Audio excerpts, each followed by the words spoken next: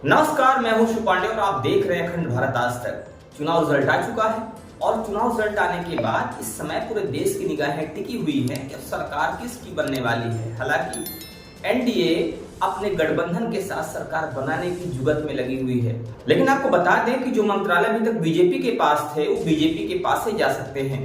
BJP के पास से गृह मंत्रालय जा सकता है, जो अभी तक बीजेपी के पास हुआ करता था। अब ये टीडीपी या जेडीयू के पाले में जाता हुआ दिखाई दे रहा है। वहीं रक्षा मंत्रालय की बात करें तो रक्षा मंत्रालय भी टीडीपी के पाले में जा सकता है, क्योंकि टीडीपी ने इसकी मांग की है। वित्त मंत्रालय भी टीडीपी ने मांगा है। रेल मंत्रालय को जेडीयू को देना पड़ सकता है। जल शक्ति एलजेपी या जेडीयू के पास जा सकता है। वहीं परिवहन मंत्रालय एसएस के पास जा सकता है। वहीं अगर बात करते हैं नाविक उड्डयन मंत्रालय की, तो वो एलजेपी का हिस्सा बन सकता है, ऐसा सूत्रों से पता चल रहा है, सूत्रों से खबर मिल रही है।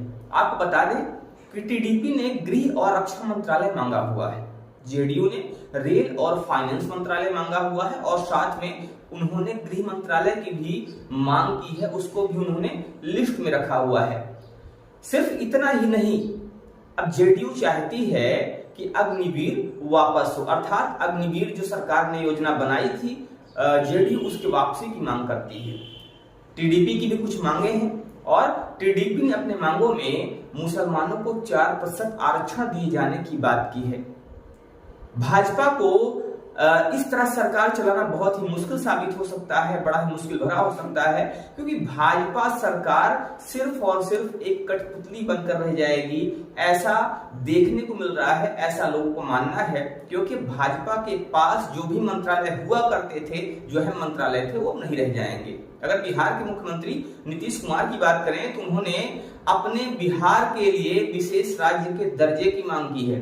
आंध्र प्रदेश के मुख्यमंत्री नायडू चाहते हैं कि आंध्र प्रदेश को भी विशेष राज्य का दर्जा मिले। अब यहाँ पर कुछ लोग ऐसे हैं जो इसको तानाशाही के खत्म होने से जोड़कर देख रहे हैं। उनका कहना है यही डेमोक्रेसी है, अब तानाशाही नहीं चलने वाली है। लेकिन एक बात आपको और बता दें कि एनडीए 303 तक पहुंच चुकी है। अभी जहां जेडीयू और टीडीपी की बात की जा रही थी, इसके साथ ही कुछ और लोग भी हैं, कुछ और इंडिपेंडेंट लोग हैं, निर्दलीय सांसद भी हैं, जो कि एनडीए में शामिल होने के इच्छुक दिखाई दिए हैं, जिसमें कि 7 इंडिपेंडेंट एमपीज हैं, अर्थात 7 निर्दलीय सांसद हैं और 3 ही सांसद छोटी रीजनल पार्टीज के हैं, जिन्होंने अपना सपोर्ट मोदी जी को देने के लिए बात कही है और अब वो एनडीए का हिस्सा बन चुके हैं या बनने वाले हैं। अगर यहां तक बात की जाए कि अगर टीडीपी और जेडीयू बीजेपी से बाहर हो जाती है तो क्या बीजेपी सरकार बना पाएगी? तो जी हां, अगर ऐसा होता है तो भी बीजेपी सरकार बना लेगी, क्योंकि उसके बाद भी एनडीए के पास 275 सांसद होंगे और मोदी जी 3.0 की सरकार बनाने के लिए बिल्कुल पूरी तरह से तैयार है।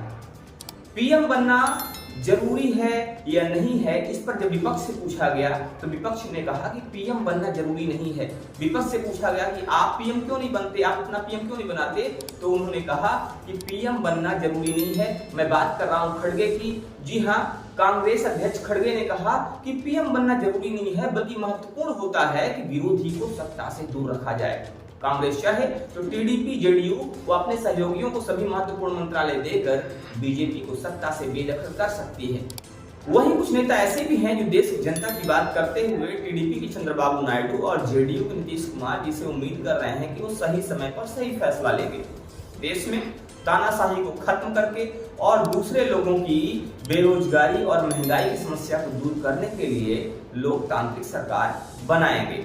अभी देखना दिलचस्प होगा कि आने वाले समय में जो सरकार बनती है वो सरकार कैसी होगी। क्या वास्तव में मोदी जी पहले जैसा काम कर पाएंगे या मोदी जी इस बार बंधन में होंगे, क्योंकि जब सारे मंत्रालय उनके पास चले जाएंगे, बीजेपी के पास कोई अहम मंत्रालय नहीं बचेगा, तो क्या भाजपा इन छोटी छोटी पार्टियों के हाथ की कठपुतली बन के रह जाएगी? क्या भाजपा वैसे काम नहीं कर पाएगी? क्या वास्तव में भाजपा की धमक कम हो गई है? क्या वास्तव में अब मोदी जी की वो धमक नहीं रह जाएगी? ये देखने वाली बात होगी। अब फैसला आपके हाथ में है, आपके ऊपर है। आप क्या सोचते हैं इस पर हमें जरूर बताइएगा। मिलते हैं फिर से कुछ ऐसी ही जानकारी के साथ, तब तक के लिए जय हिंद, जय भारत।